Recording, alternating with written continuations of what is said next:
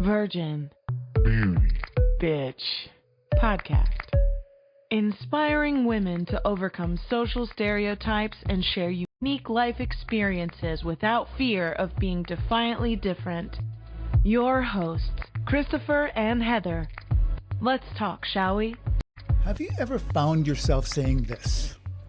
I'll be happy when, happy when I get the job or the position. Happy when my relationship settles. Happy when I lose a few pounds. Happy when I get this thing that's outside of my control. And happiness, when it does come, it's somehow fleeting. It makes me wonder, are we doing this happiness thing, all wrong? To help us get a little clarity, we welcome self-discovery and empowerment coach, Aura Martinez, to VIRGIN.BEAUTY.B. Welcome. Oh, thank you. Thank you for inviting me here. We are so excited to have you now. Aura, if I were to ask you right now, are you happy? Yes or no? I am. Do you remember a time in your life when the answer to that question was no? Oh, and yes. what was going on in your life at that time?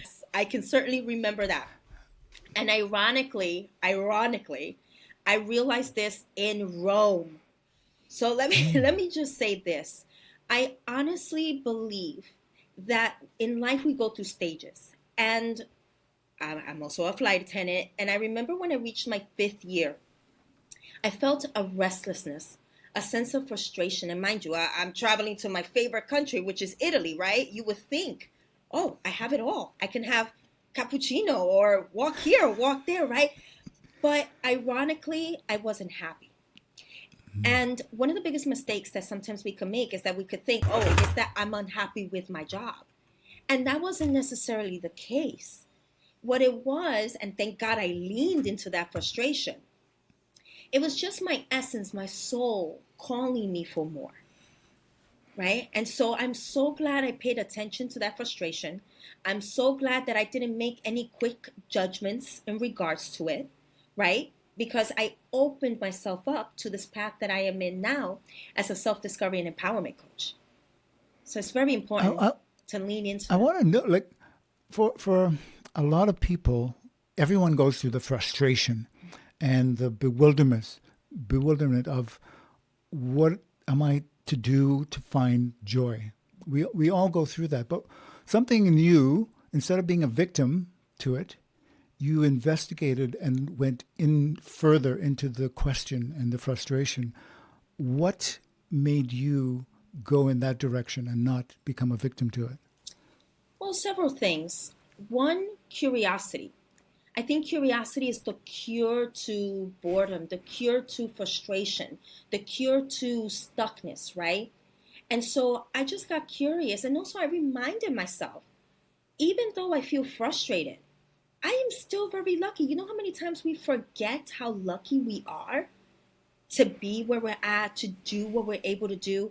So I didn't forget the fact that I'm still very lucky despite whatever it is that I'm feeling. It's so easy, I would dare to say, to get caught up in whatever emotion that we're in. And I just knew deep down that me getting caught up in that, I'm just going to dig myself a bigger hole. So the cure for that, for lack of a better word, is to get curious. I just knew that, right? I just knew I had to say to myself, wait a minute, I manifested what I wanted. This that I'm living, I manifested it. So what is missing? What is missing? It's so important. I'm so enjoying that you use the word cure, considering that curious has that word in it. So the cure for boredom, right in the word. And I think it's so well said that you really paid attention to what your body and your mind and your heart and your soul were saying to you, to say this, I'm grateful for everything that I have right now, but this isn't it for me. There's a new door that I want to open. And so what was that process like for you? You're in Rome, you're noticing these things. What was that like, that pivotal moment in your life? Yeah. So I remember I told a friend of mine, you know what? I'm so frustrated. So I voiced my frustration. I think many times we tend to want to brush it underneath the rug or deny ourselves what we're feeling. I didn't do that. I didn't deny it. I expressed it. I acknowledged it. I accepted it. Then once I accepted that, I was able to sit with that, just like I would sit with someone and be like, okay, what are you trying to tell me? Right? What are you here for? And that's part of us taking care of ourselves too. That's part of us being there for ourselves. So as I acknowledged it, I just wanted to question that part of me that was feeling frustrated. What do you want from me? Right? What do you require from me for me to shift this? And I didn't rush the process. I think this is so important. I didn't rush it. So whatever time it took for me to get over that funk of a feeling, I allowed myself to be there.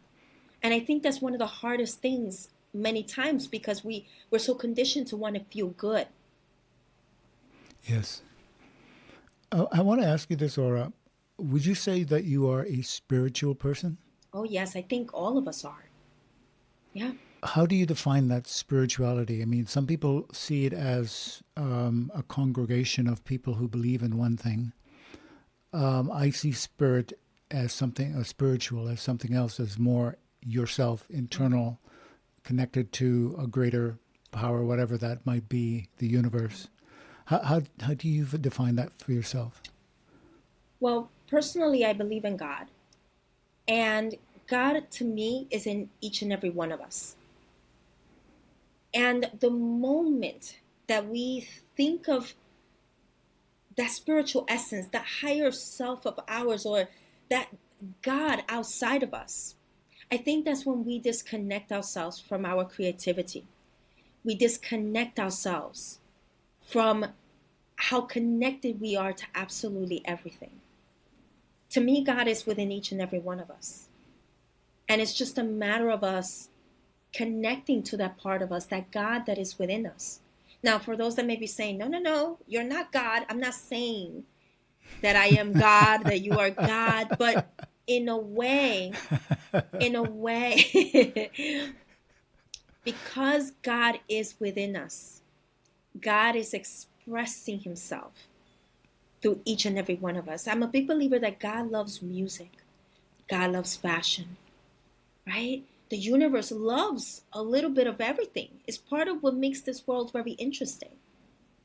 So to me, the higher essence, God, whatever anybody else wants to call it, is within us. And it's so important that we connect with that and believe that, because otherwise we will literally be disconnecting ourselves to the power that is within us. So I love that you've expressed to yourself, to a friend, the frustration that you're feeling, that there's a piece that's missing or a next evolution of yourself that's kind of on the brink. What were the next steps that you started to take after expressing to a friend where you wanted to go? How did you start to actually make the shifts? So in reality, I didn't know what shifts to make. So I had no other option but to just pay attention to everything around me.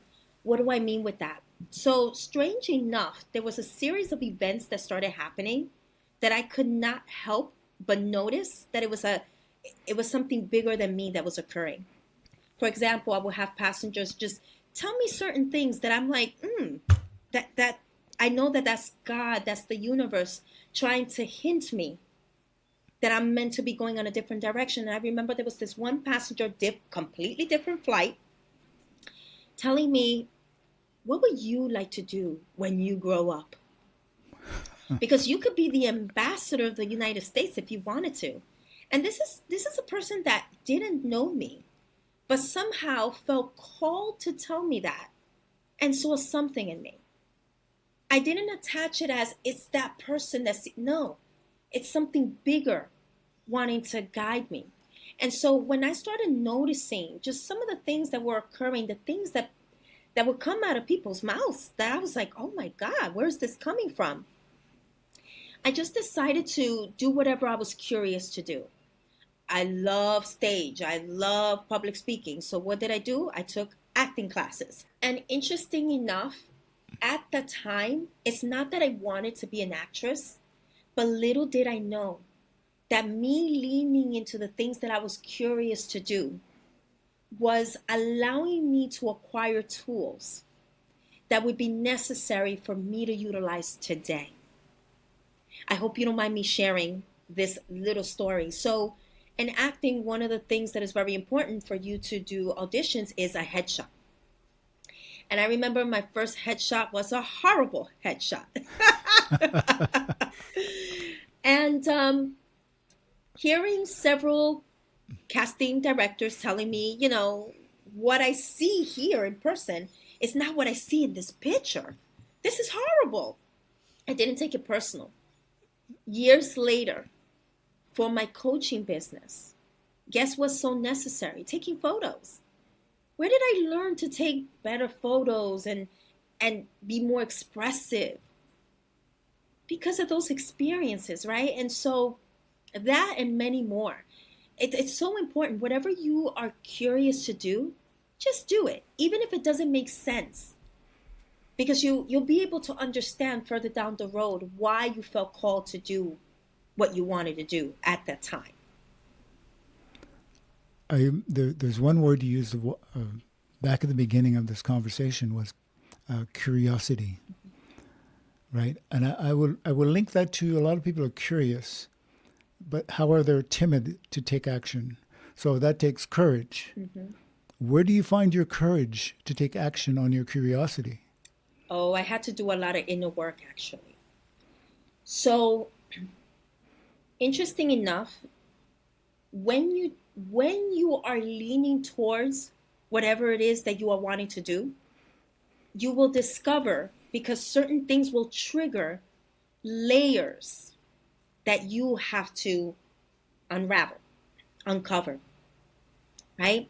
So I want to share this, if you don't mind me sharing. So when I first started as a wellness and life coach, I had a lot of challenges.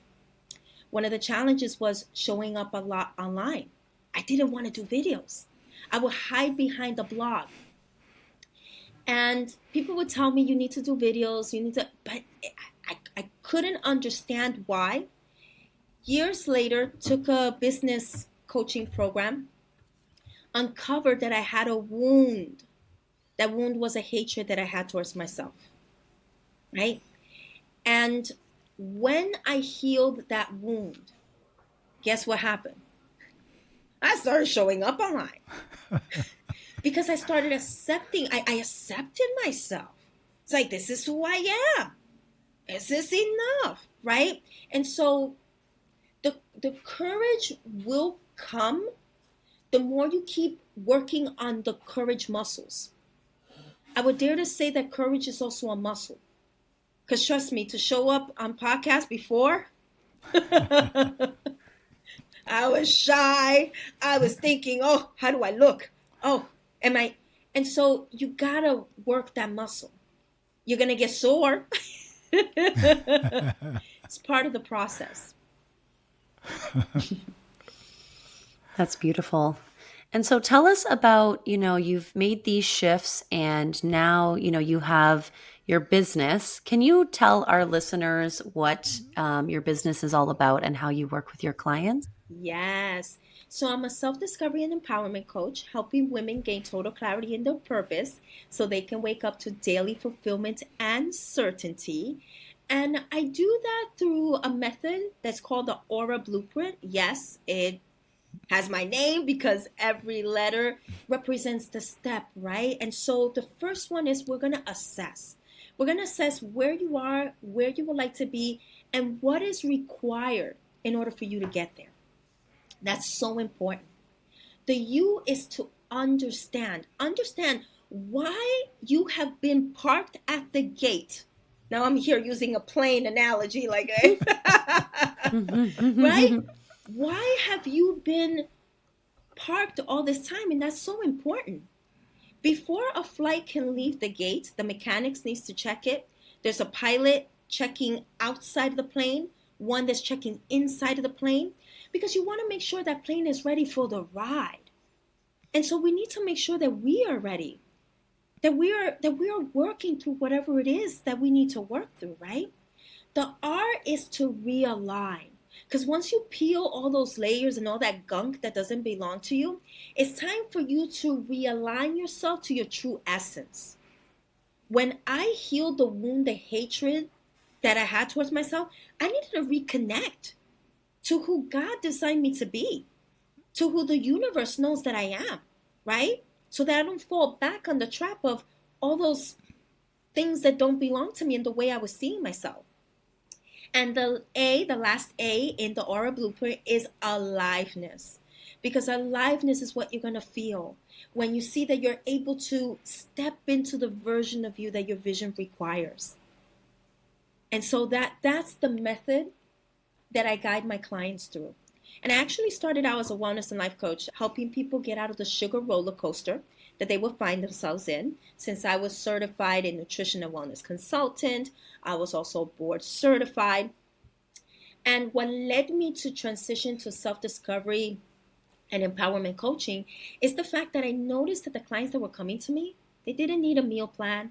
They didn't need to know what workouts to do. They were having a relationship with food, with their body, with themselves, that's what was getting in the way of them eating healthy, of them acquiring healthy habits. And so I understood then that if we are to get to the core of who we really are, we can literally and simultaneously transform different areas of our lives all at the same time, because we're the common denominator to everything. Have you rounded up your parents and thanked them profusely for naming you Aura?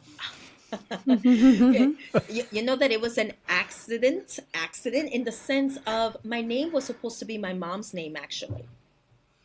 And because they messed up her name in the birth certificate, they called her Elena Aurora. She said, if I ever have a daughter, I'm going to call her Aura Elena. And so that's where my name comes from. Thank you. Wow. They could not have done better since it's the foundation of your philosophy. I want to ask you about that. What is forensic psychology? Oh, yes. So I have my BA in forensic psychology, and that's basically the psychology of the criminal mind.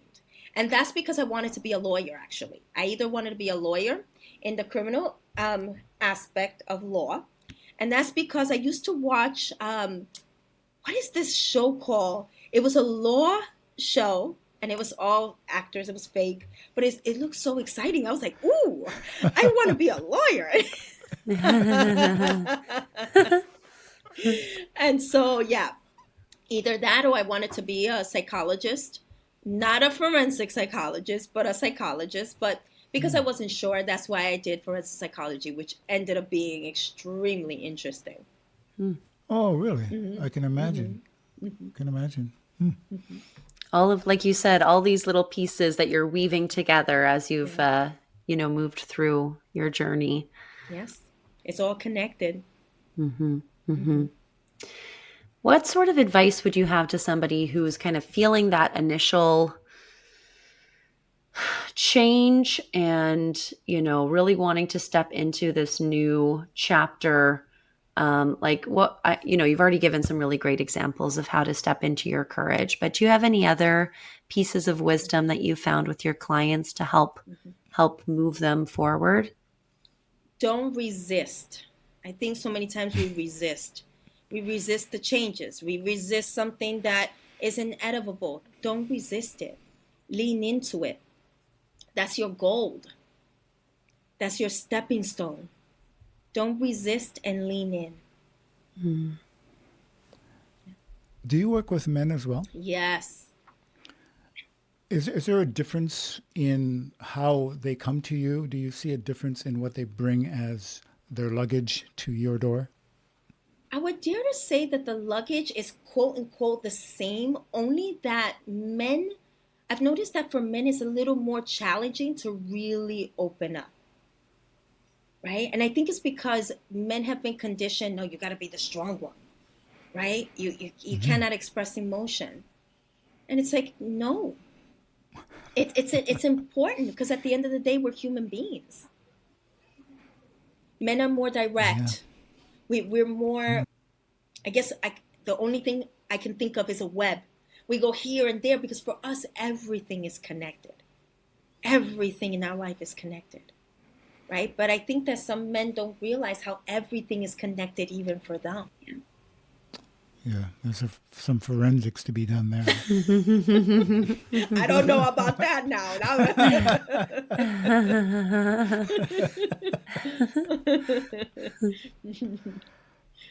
So we love to ask our guests, what does if there's one of the names in in our show that spoke to you, or that you have a really strong response to, or a personal story of the virgin, the beauty, and the bitch? I think we're all of it. I think we're all of it, and it's important to embrace it. There's beauty in being the virgin, the innocent, right? In being the beauty. Nature loves beauty. And the bitch, why not? We all have it. We need to embrace every aspect of ourselves. So I love the name because I feel like it triggers different things for different people. And we need to embrace it all. Have you always had that open mind towards those words as far as how they apply to you in your life? Or have you changed as you've matured? Huh. That I can recall in my 20s, I've always been pretty open because I'm a big believer that we could learn, excuse me for the word, we could learn from the whole. We could learn from everyone. From the nun, the person in the street. Oh no, I'm a big believer we can learn from everyone. So perhaps I've always been like that, but never really noticed it. I love learning from everyone. I think we can learn from every single person.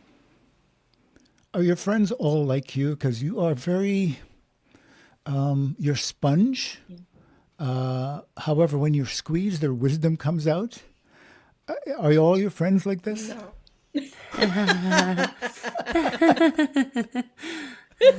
Well, the ones that I'm close with, I would dare to say yes.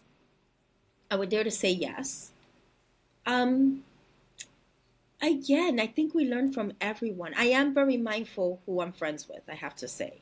And that's because we literally do become the people that we surround ourselves by. I know we hear that over and over, but I don't think we realize to what degree we end up talking like them. We end up making the same amount of money as them. I mean, we literally, and so I like to be very mindful of my conversations with people because I know that I'm very sensitive to energy. So I get affected by certain conversations. Not that I cannot handle it, but I don't like a lot of negativity. Oh, no, no, absolutely not. Do we control that? I mean, a lot of people will say that, I'm just a magnet for people's issues and problems. Is that because we are expressing that? And that is why it comes to us? I think we attract everything. What's important is what we allow, not so much what we attract, right? Because I think that when we get so focused on what we are attracting, we can start without realizing creating beliefs that are not true about ourselves, and we can start taking certain things personally. So I think it's so important to have boundaries. It's so important for you to know what are your limits. I think you do control the conversations that you have. Now, I'm going to tell you this. I don't control what my coworkers talk about or anything like that, or how passengers are or anything like that. But what I do have control of, how long am I going to stay in that conversation? Am I going to let how this person just spoke to me bother me so much? Right? Like those, I mean, we got to say it, right? So, so those things we do have control over. Thank you for that. Thank you for that. I think that's very important that we do have control. A lot of people may believe they do not. However, like you say, if you have boundaries, then you do. Yeah. Right? Oh, yeah. Oh, yeah. I cannot imagine a time when you did not like yourself or you found yourself lesser than amazing. Oh no, oh, trust me. Oh no, no, trust me. So so I'm gonna be very vulnerable here. So my parents are from Dominican Republic, and in many Latin American countries, anybody that has curly hair is considered bad hair, right? And the damage that that does to little girls is it's just unbelievable. So believe it or not, in my 20s, I would allow, like, I would date guys that were not good for me, right? What we allow is truly a reflection of what is going on within us, our relationship with ourselves. This is why the more we peel the layers and the more we see ourselves the way that we are designed to see ourselves, not the way society tells you, not the way your parents tells you, not the way your culture tells you. No, what is true of you, that's what's really important. And this is why that inner work, that personal development, that healing is so necessary, so that you can know your identity. Because when we do not know who we are at our core, that's when we allow things that we have no business allowing. So trust me, I've had my moments where in the past. Yeah. So yeah. Thank you for that. Thank you. We always Welcome. appreciate it when people get vulnerable and allow others to see, a piece of ourselves that can be a little, harder to show, but necessary to connect. Yeah. Oh yeah. And we appreciate that. Oh, thank you. And if someone wants to connect and work with you, how would you suggest they go about doing that? Yes. So they can follow me online. Well, they could go to www.aura, A-U-R-A, not O-R-A, A-U-R-A, emartinez.com. There they can sign up for the newsletters. They can find out the packages that I offer, the courses that I offer. They can follow me on Instagram, Aura Elena Martinez. Facebook, I'm literally almost everywhere, basically. If you find me by my name, Aura E. Martinez. Tremendous. It has been a ray of sunshine talking to you. It's been beautiful It really being has. here. It's been beautiful. So thank you. Thank you. Thank you for your time and for, as you say, your vulnerability. We really appreciate getting to the core of who you are. Thank you. Thank you. And thanks for presenting curiosity as part of the cure. Oh, thank you. Never even looked at it that way. That cure is in the word curiosity. But it is the cure. Yeah, some more marketing fire for Yes. you. Thank you so much. Thank you. You have been listening to The Virgin The Beauty. and the Bitch. Find us, like us, share us, bring your friends. Come on back.